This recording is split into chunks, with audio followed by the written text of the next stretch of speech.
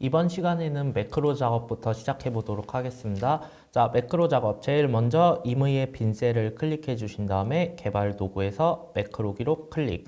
자, 그 다음 첫 번째 삼각형을 보니까요. 평균을 계산하라고 합니다. 그러면 평균을 클릭해 주시고 확인. 자, 그 다음에 먼저 B8부터 E8 영역이라 했으니까 영역을 잡아주신 다음에요. 평균을 계산하라고 했으니까요. 위로 올라와서 는. 자, 그 다음에 에버리지 함수를 쓰라 했으니까 AV에서 에버리지 더블 클릭. 자, 이번에는요, 오른쪽에 비어 있는 게 아니고요, 밑에 비어 있습니다. 그러면은 위에서 아래로 이렇게 어찌되었든 한 줄만 딱 범위를 잡아주세요. 전체 다 잡지 말고요. 상대 참조 개념에 의해서 알아서 이동할 거니까요. 이렇게 잡아주신 다음에 컨트롤 엔터. 그러면 결과값이 나왔죠? 그러면 다 끝났으니까 바깥에 아무데나 클릭해 주시고 기록 중지를 눌러주시면 됩니다. 이렇게 하면 끝이 나죠? 자, 그 다음에는요, 네, 영역을 먼저 찾아보니까요, G4부터 H5. 그래서 영역 보시면은 이렇게 선택한 영역이 약간 회색으로 좀 더 진하게 돼 있어요. 그것도 같이 확인해 보실 줄 알면 더 좋습니다. 그 다음에 개발 도구 삽입에 양식 컨트롤 간추라 했으니까요. 여기 개발 도구 삽입에 양식 컨트롤 단추 이쪽으로 오셔서 클릭을 해주신 다음에요. 자, 왼쪽 대각선 위에서 오른쪽 대각선 아래 Alt를 누르신 다음에 정확하게 위치 기억해 주시고 마우스 왼쪽으로 끌어서 딱 놔주신 다음에 마우스 왼쪽에서 손을 떼고 Alt에서 손을 떼시면 됩니다. 그 다음에 평균을 클릭해 주시고 확인. 그 다음에 텍스트를요 평균으로 입력하라 했으니까 마우스 왼쪽 클릭해서 네, 이렇게 글자 잡아주신 다음에 평균 글자를 입력해 주시면 되고요. 임의의 빈 셀을 클릭하신 다음에요. 한번 지웠다가 클릭, 다시 한 번 더 지웠다가 클릭. 2번 이상 실행해보는 이유는요. 실수 안 난지 검수하는 겁니다. 이렇게 2번만 클릭해봐 주시면 됩니다. 자, 그 다음에 두 번째 문제. 이번 임의의 빈 셀을 클릭해 주신 다음에요. 매크로 기록. 자, 이번에는요. 매크로 이름을 백분율로 적으래요. 그러면 백분율이라고 적으신 다음에 확인. 자, 그래서 영역을 보니까요. B4에서 28 그대로 여기 영역이네요. 여기 영역에 대해서 백분율 형식 %로 설정하고, 그러면 기본 작업 2에서도 했었죠. 백분율 형식은 백분율 스타일입니다. 마우스 우클릭 하신 다음에요. 백분율 스타일 이거 클릭해 주셔도 돼요. 또는 셀 서식에 가서 백분율로 가셔도 됩니다. 그래서 백분율 스타일 클릭. 그러면 자동으로 %가 잡힙니다. 자, 그 다음에 여기서 끝나면 안 돼요. 설정하고 문제 조건이 이어지고 있습니다. 소수점 첫째 자리까지. 소수점 첫째 자리까지 설정하래요. 지금 보시면은 소수점이 아무것도 없죠. 그렇기 때문에 셀 안에 서식을 지정해야 돼요. 그러면 마우스 우클릭 하신 다음에요. 셀 서식을 눌러주시면 됩니다. 그러면 자동으로 여기 백분율이 돼 있고 소수 자릿수가 0으로 돼 있죠. 소수점 첫째 자리까지라 했으니까 여기다 1로 바꿔주시면 됩니다. 그 다음에 확인. 그러면은 소수점 첫째 자리까지 완성이 되었습니다. 여기까지 다 끝났으면은요, 기록 중지 눌러야 되니까 임의의 빈 셀 클릭해 주신 다음에 기록 중지. 항상 꼭 잘 눌러주세요. 그래서 영역을 보니까 G7에서 H8이래요. 요만큼 영역이 되겠죠? 영역을 잡아주신 다음에 네, 도형이라 했으니까 삽입 탭에 도형의 기본 도형의 정육면체는 여기에 있습니다. 자, 제가 지금 마우스 갖다 대놓고 가만히 있죠? 네, 그 도형 같은 경우도 항상 다양한 모양으로 나올 수 있기 때문에요. 여러 번 연습해 보시면서 찾아주시면 좋습니다. 그래서 정육면체 클릭. 그 다음에 도형은 마우스 왼쪽 끌어도 안 지워지니까요. Alt 눌러서 오른쪽 대각선 아래 딱 그려주시면 됩니다. 그 다음에 텍스트를 백분율로 입력하고, 자, 텍스트를 백분율로 입력했습니다. 그 다음에 문제 조건이 더 이어지고 있어요. 가로, 세로, 가운데 맞춤. 자, 그래서 가로, 세로, 가운데 맞춤 하라고 했으면 두 가지 방법이 있습니다.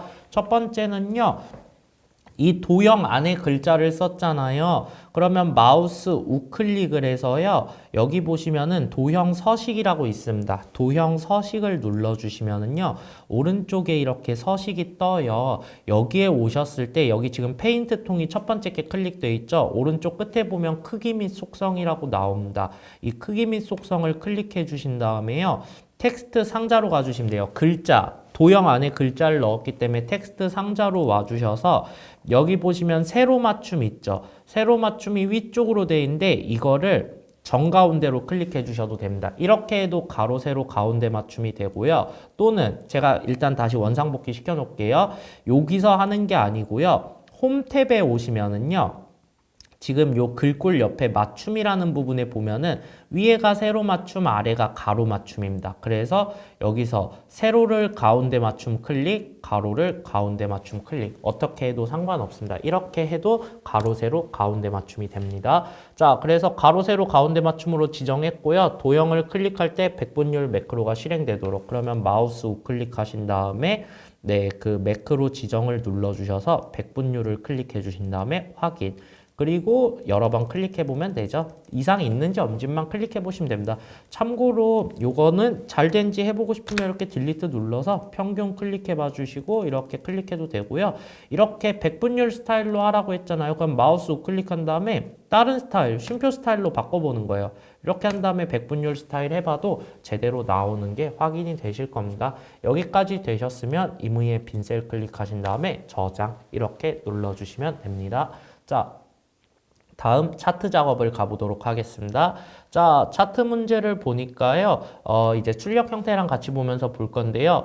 비품 종류가 컴퓨터인 데이터만 취득가, 잔존가 계열이. 그래서 취득가, 잔존가는 맞는데요. 여기 뭐 프린터부터 뭐가 되게 많이 있어요. 그래서 이런 거 문제로 너무 읽고 하기 힘들 때는요. 그 출력 형태를 같이 보면 좋아요. 그래서 보니까 프린터, LCD 모니터, 마우스, 복합기, PC. 여기 사무용 의자나 소형 냉장고, PC용 책상 이런 게 없죠. 이렇게 가로축에 대한 거 일부분을 제거를 해야 될 때는요. 차트 영역 아무 데서나 그 웬만하면 차트 영역에서 마우스 우클릭을 해주세요. 그림 영역도 상관은 없는데요. 이렇게 영역에서 마우스 우클릭한 다음에 데이터 선택을 눌러주시면 됩니다. 그러면은 보시면은요. 취득가, 잔존가는 그대로 있는 게 맞는데요. 여기 옆에 가로 항목축에 보시면 여기 제거라는 버튼이 없어요.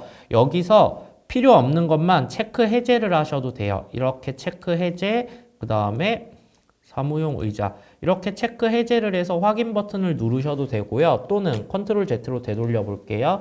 데이터 선택에서 여기 보시면 행렬 전환이란 게 보이실 거예요. 행렬 전환을 이렇게 눌러주셔서 PC용 책상 없죠? 클릭해서 제거. 소형 냉장고 클릭해서 제거. 사무용 의자 클릭해서 제거.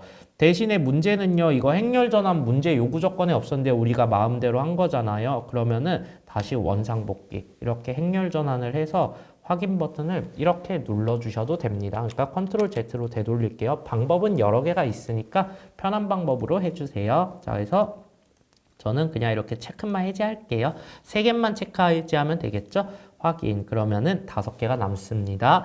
자, 그 다음에 2번. 전체 차트 종류를 모양을 바꾸래요. 그럼 아무거나 데이터 막대에 하나 클릭한 다음 마우스 우클릭해서 계열 차트 종류 변경 클릭. 그 다음에 네, 전체로 바꾸라 했으니까요. 각각 하나씩 클릭해 주면 되죠. 표식 있는 꺾은 선형 클릭. 밑에도 가서 표식 있는 꺾은 선형 클릭.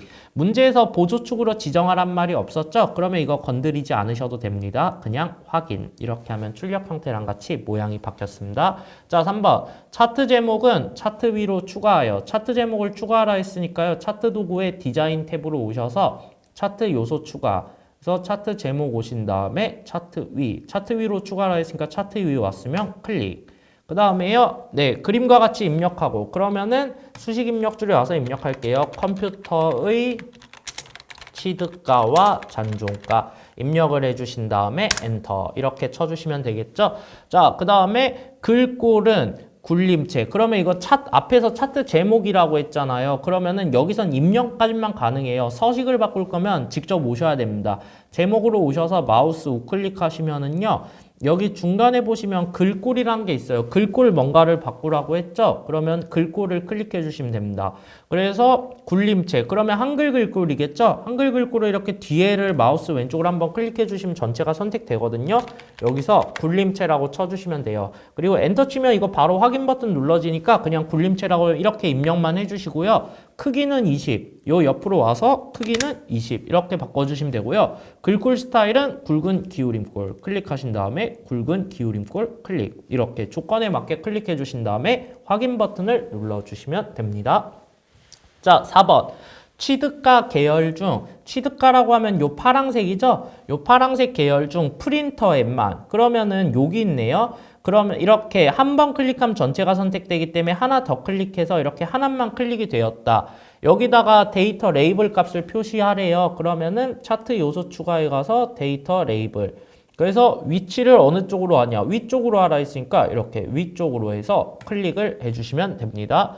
자, 그 다음에 5번. 기본 세로축 제목은, 그래서 기본 세로축 요 옆에 있는 제목이라 했죠. 그래서 차트 요소 추가에 가보는 겁니다.